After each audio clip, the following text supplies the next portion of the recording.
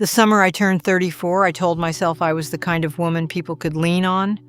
I packed school lunches before sunrise, ironed my husband's shirts on Sundays, remembered birthdays without writing them down, and kept a small box in the kitchen drawer where I tucked away receipts, permission slips, and the notes that kept a household moving.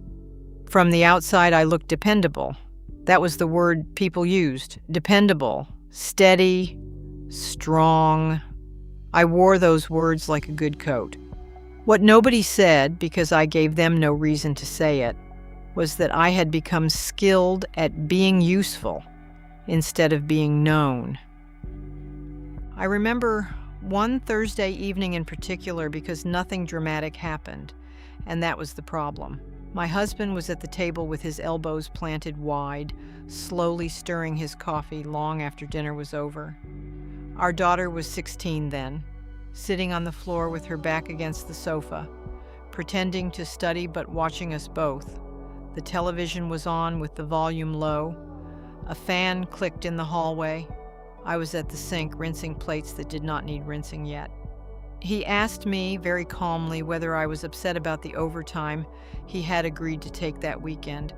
I said no without turning around. He waited a second and asked if I was sure. I said I was just tired. That answer ended the conversation, the way my answers usually did. At the time, I believed avoiding conflict was proof of love. I thought if I swallowed my irritation quickly enough, if I smoothed every sharp edge before it reached another person, I was protecting the family from unnecessary strain. I had been raised by a mother who called arguments wasteful and a father who could make the whole house feel dangerous with one slammed door. Silence in my mind was not absence. It was safety. It was maturity. It was control. I did not understand that peace built on concealment is only quiet, and quiet can hide a great deal of distance. What I understand now is that my husband was not asking about the weekend. He was asking whether I still planned to meet him inside our life. My daughter was not really studying. She was learning what marriage looked like, how women answered, how truth got folded small and put away. I thought I was keeping the room calm. In truth, I was leaving both of them alone with a version of me that performed care, but withheld presence. That night, I dried my hands, turned off the kitchen light, and went to bed early with a headache I did not really have. My husband came in an hour later and lay down beside me without touching me. It felt ordinary, which made it easy to ignore. But when I think of where things began to go wrong, I do not think of betrayal or shouting or any single crisis. I think of small evenings like that one, when love asked for honesty and I offered efficiency instead. Once you learn how to end a conversation without seeming unkind, you can do it for years.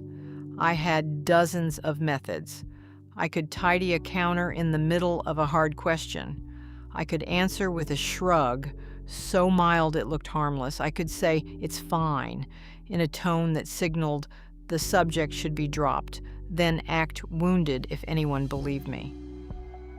I never thought of these things as tricks. I thought of them as discipline. I thought this was what decent women did when they wanted a home to stay livable.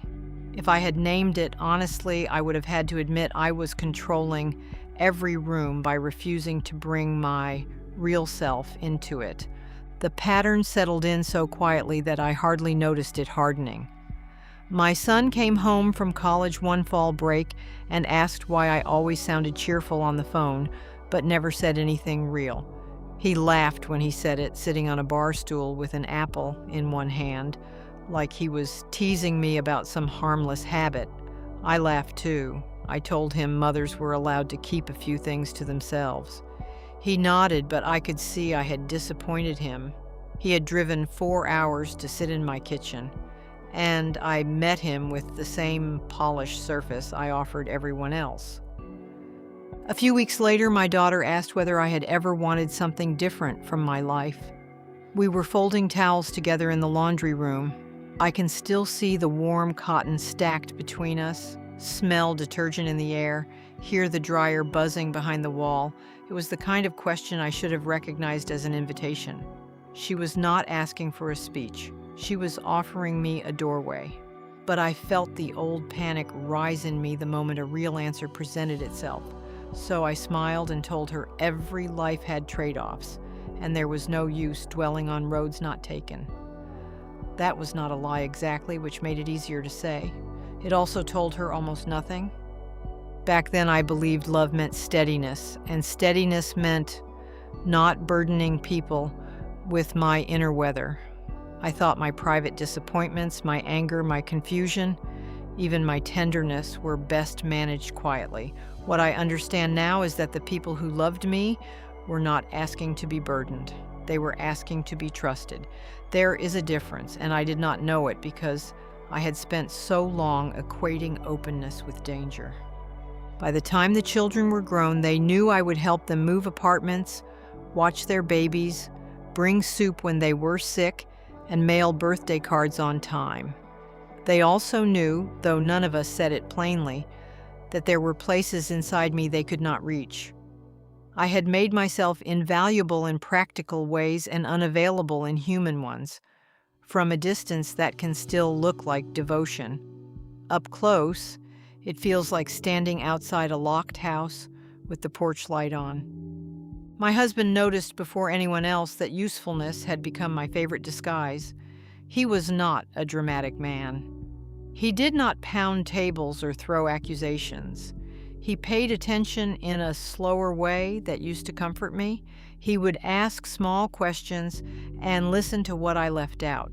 That was one of the reasons I fell in love with him in the first place.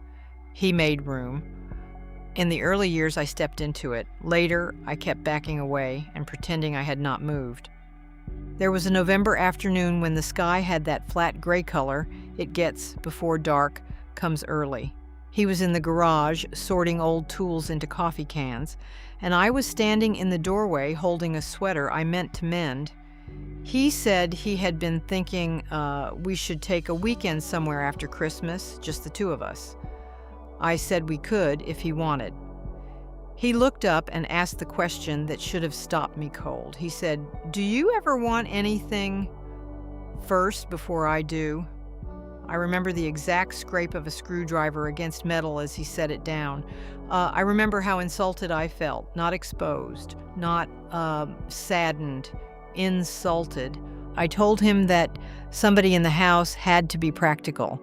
I said I did not have the luxury of sitting around wondering what I wanted all day. He did not argue. That was the part I could not read then. He just nodded slowly, went back to the coffee cans, and let the conversation fall. At the time, I believed I had defended myself against unfair criticism. What I understand now is that he had asked me a very tender question, and I treated it like an attack. He was not accusing me of being dull or selfish. He was asking whether I still had a center he could meet. That moment sits in my memory now with a kind of terrible clarity because it revealed what I had become. I had turned inward so completely and sealed myself so tightly that any request for honesty felt like pressure. I wanted to be loved without being examined. I wanted credit for sacrifice without having to name what the sacrifice had cost me. Most of all, I wanted everyone around me to understand me through implication, so I would never have to risk saying anything plain. After that, something in our marriage went quieter, not louder. Quieter. We still hosted holidays. We still paid bills, bought groceries, attended graduations, and discussed roof repairs. We could still joke over dinner and agree on where to plant tomatoes in the spring. But the unseen thread between us began to fray. He stopped asking certain kinds of questions because he was tired of reaching into fog. I took his silence as permission to keep hiding. That is one of the cruelest bargains in a long relationship. One person stops asking because it hurts, and the other mistakes that retreat for peace. Distance does not always announce itself through absence. Sometimes it sits beside you in church, hands you the marmalade at breakfast, and remembers to pick up your prescription on the way home. The year I turned 48, my husband and I were still functioning well enough that no outsider would have called us troubled. If anything, people admired us. We had lasted. We were organized. We were not embarrassing. There is a kind of marriage that earns respect by staying neat on the surface, and ours had become one of those. Then his sister got sick. It began with tests, then consultations, then a word none of us wanted to hear spoken aloud. I drove with him to the hospital one Tuesday morning, while rain dragged across the windshield in thin silver lines. He held a paper cup of coffee between both hands and watched the road. I kept talking about parking, appointments, what time we should call the children, whether I should bring food to his mother later. I was full of useful thoughts. I had a basket of them. What I did not say, not once, was that I was frightened for him. I did not reach for his hand. I did not say his sister's name in the soft voice grief requires. I handled logistics as if logistics were love in its highest form.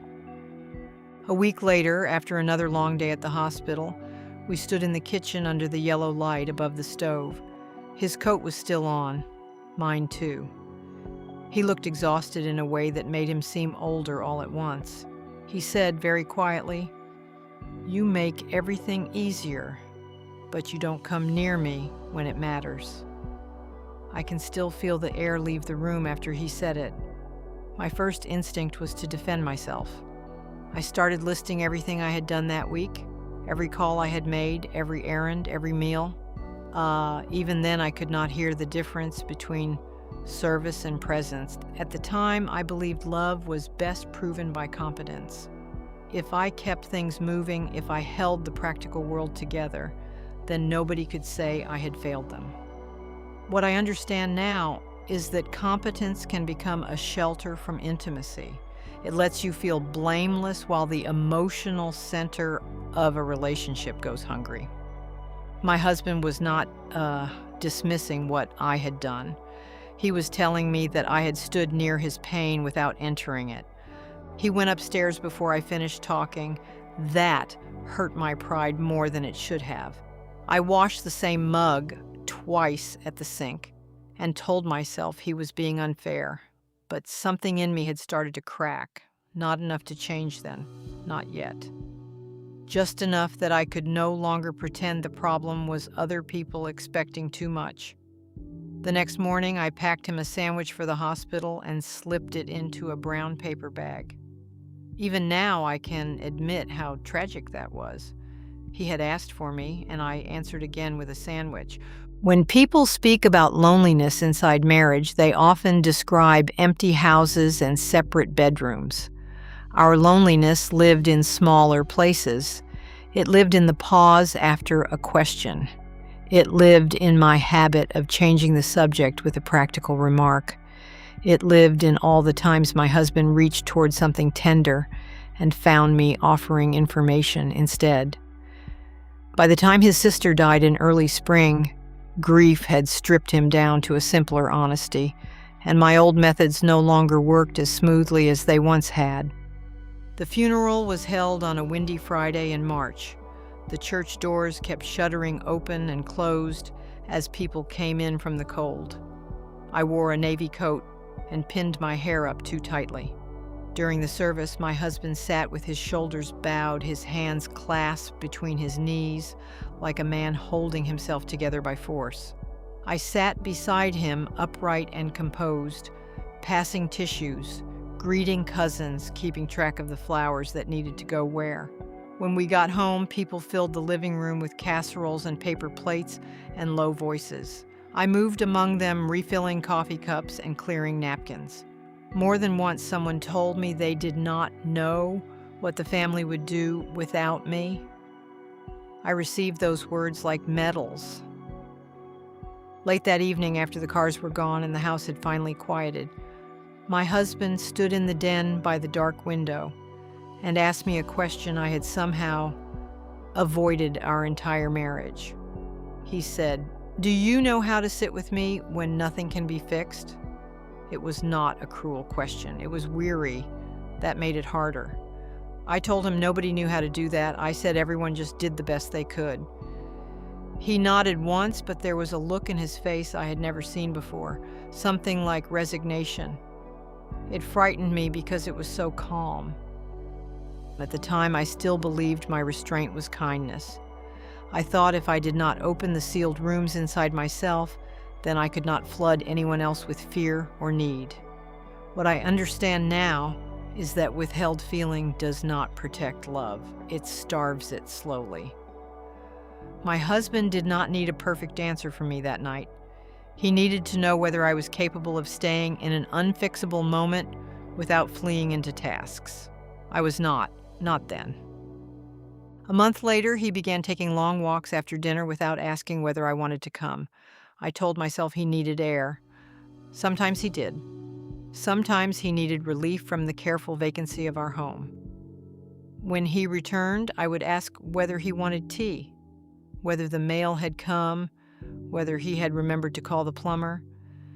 I kept offering the sort of life a person could run efficiently inside, while the deeper marriage we once had stood outside in the cold, waiting to be let in.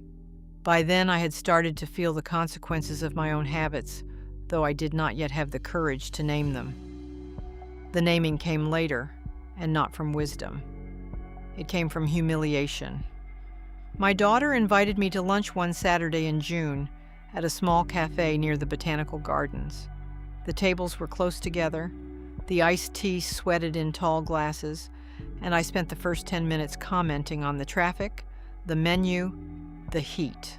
She let me go on until our salads arrived. Then she set down her fork and said with more gentleness than I deserved, "Mom, you always stay on the edge of every conversation. It makes people feel alone with you." I wanted to deny it immediately. Instead, I went still. Maybe I was tired. Maybe I had finally run out of ways to decorate the truth. I asked her what she meant, and she gave me examples with the terrible precision of someone who had lived them. The times she told me she was afraid during her divorce, and I responded by offering legal advice. The night she confessed, she thought she had chosen the wrong life, and I answered by asking whether she had paid the electric bill. The Christmas she cried in my kitchen, and I began wrapping leftovers in foil because my hands could not bear to be empty, while another person needed something from me that had no checklist attached. As she spoke, I felt both defensive and ashamed. I wanted credit for my intentions. I wanted her to remember everything I had provided, everything I had kept from falling apart. That old argument rose up in me like muscle memory. But she was not accusing me of neglect in the obvious sense. She was naming a deeper absence, one I had hidden behind devotion for so long, I scarcely recognized it myself. Back then, and for many years before that, I believed being emotionally contained made me dependable. I thought feelings were volatile things best handled privately. What I understand now is that containment can become a wall so smooth and polished that even the people who love you most cannot find a place to knock. My daughter did not need me to become dramatic or confessional or endlessly self-revealing. She needed me to stop disappearing behind competence the moment a real human moment arrived. We sat for a long time after that without speaking. The cafe noise swelled around us. A waiter dropped a tray somewhere near the counter. I watched sunlight move across the table and land on her wedding ring from the second marriage, the steadier one. Then I did something that felt clumsy and late but true. I told her I thought I had spent most of my adult life confusing calm with connection. I told her I had been afraid for so long of making things worse that I never learned how to simply be with people inside pain. She did not rush to reassure me. She just listened. It struck me then that I had asked that of almost no one while quietly expecting it from everyone. Change came slowly because I was old enough by then to know that revelation is not transformation. You can understand a thing in one afternoon and still spend years undoing it. When I got home from lunch with my daughter, my husband was on the back porch sanding a wooden chair, wearing his reading glasses low on his nose.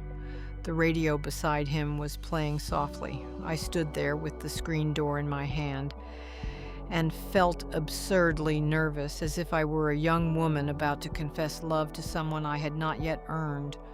I sat down beside him and told him what she had said, not the polished version, the real version. I told him she believed I stayed on the edge of every conversation and left people lonely. He set the sandpaper down and waited. I could feel every old instinct in me trying to rise. Explain, soften, redirect, minimize. For once, I did not obey it. I told him I thought she was right. I told him I had spent years offering help instead of myself because I did not know how to survive anything I could not fix. Then I said the hardest sentence, which was also the plainest. I said, I have loved you very much, but I have not shown up fully. He did not answer right away. The porch fan turned overhead with a slight wobble, clicking every few seconds. Somewhere down the block, a dog barked. My husband looked out at the yard as though he were measuring the truth of what I had said against many seasons of evidence. When he finally spoke, he did not punish me with a speech. He said, I know you loved me. I just got tired of standing outside the locked part. Hearing it put so simply nearly undid me. At the time, years earlier, I would have heard words like that as blame and rushed to defend my record. What I understand now is that being seen accurately, even painfully accurately, is one of the few chances we get to become more honest. I apologized to him then, but not in the grand way people do when they want immediate relief. I apologized specifically for all the moments I translated tenderness into tasks, for every time I made his feelings manageably small because I was frightened of their size, for all the years I asked him to live beside me without truly letting him in. We began awkwardly after that, not dramatically. We did not become new people overnight, but when he told me a story about his sister, I stopped filling the silence and let grief sit between us. When I felt anger, I tried naming it before it turned hard and polite. When he asked what I wanted, I practiced answering before his preferences had a chance to lead. Some attempts went poorly, some felt artificial. Still, the air in the house changed. Not because conflict disappeared, but because honesty finally had a chair at the table. I had spent decades fearing that truth would crack love apart. Instead, truth was the only thing that made closeness possible again. My husband and I never became the kind of couple who narrated every feeling in real time. That was never going to be our style. But in the years after that porch conversation, our life lost some of its polished emptiness and became warmer, if less tidy. We disagreed more plainly. We also laughed in a freer way. He started telling me when he was disappointed instead of pretending not to be. I stopped treating every difficult emotion like a spill that had to be wiped up before anyone saw it. The children noticed before we said anything. My son told me on the phone one evening that I sounded more like a person and less like an answering service. I laughed so hard I had to sit down. There was one night in particular, long after retirement, when the shape of everything became clear to me. Rain tapped against the windows and the power had gone out across the neighborhood. We sat in the living room with 2 lamps dark around us and a candle burning on the coffee table. The room looked softer without electricity. So did we. My husband spoke about getting older in a voice I had never heard from him when we were younger. He admitted he was afraid of becoming dependent, afraid of leaving me first, afraid, too, of being the one left behind. Years earlier, I would have hurried to reassure him, to tidy those fears into manageable phrases. Instead, I listened, then I told him I was afraid too, not elegantly, just plainly. That exchange would have sounded unremarkable to anyone outside our marriage. To me, it felt almost holy. It was the kind of moment I had denied us for decades while insisting I was protecting what we had. What I believed then was that love survived by avoiding pressure points. What I understand now, sitting here in old age, is that love withers when truth is always deferred. People do not feel close to us because we are efficient, admirable, composed, or endlessly useful. They feel close when we let them encounter us in real time, with our fear, sorrow, tenderness, and uncertainty still attached. I cannot go back and give my younger husband or my younger children the version of me they should have had sooner. That is one of the sorrows I carry honestly now. I loved them all along. That part was true, but love kept hidden too often arrives, feeling like absence to the people standing nearest. I did not fail because I lacked devotion. I failed because I thought devotion alone could replace presence. When I look back now, I do not think the great danger in a relationship is conflict itself. It is the habit of stepping away from truth so often that distance begins to feel normal. Once that happens, two people can share a home, a bed, a history, even a family name, and still live half-known. I did that for too long. The mercy is that I learned before the end of our story that showing up fully is not loud. It is not dramatic.